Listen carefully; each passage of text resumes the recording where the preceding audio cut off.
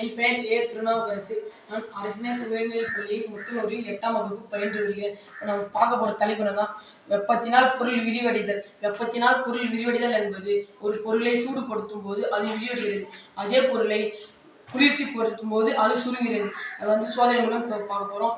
தேவையான பொருள் ஒரு வளையம், காப்பர் குண்டு, எரிசாராய விளக்கு. இப்போ அந்த காப்பர் குண்டை வளையத்துக்குள்ள விடுறேன். எந்த தடையும் இல்லாமல் போயிட்டு வருது. அதே இந்த காப்பர் குண்டை சூடுபடுத்தும் போகிறேன். என்ன நடத்து பாருங்க.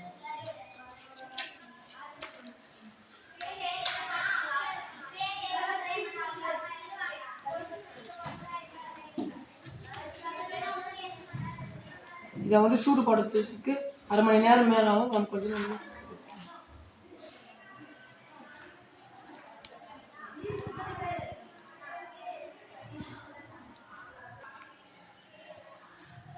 பாருங்க. இந்த காப்பர் குண்டு சூடாகிருக்கு பாருங்க.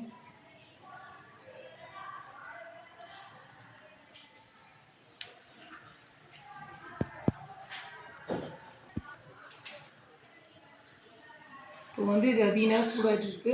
இப்போ சூடாகிட்டு இருக்கோம். இப்போ பாருங்க, வளையத்துக்குள்ள வரேன்.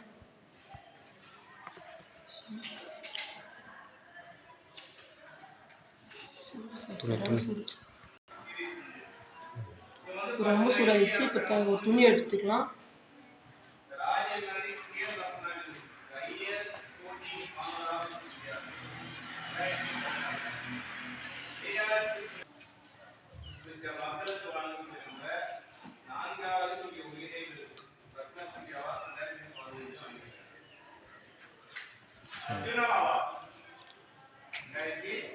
பாருங்க, இப்போ உள்ளே போகல.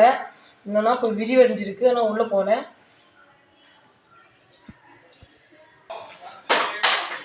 இப்போ ரொம்ப சூடாகிடுச்சு. இது விரிவடைஞ்சிச்சு. இப்போ நம்ம ஃபஸ்ட்டு உடம்புல ஃப்ரீயாக போயிட்டு வந்துச்சு. ஆனால் இப்போ உள்ளே போகல. என்னன்னா அது விரிவடைந்து விட்டது. இப்போ குளிர்ச்சி படுத்துகிற பாருங்கள்.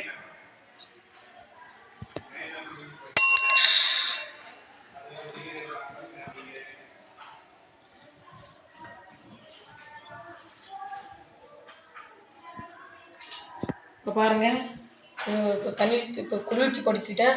இப்போ பாருங்கள், வளையத்துக்குள்ள திரும்ப விடுறேன்.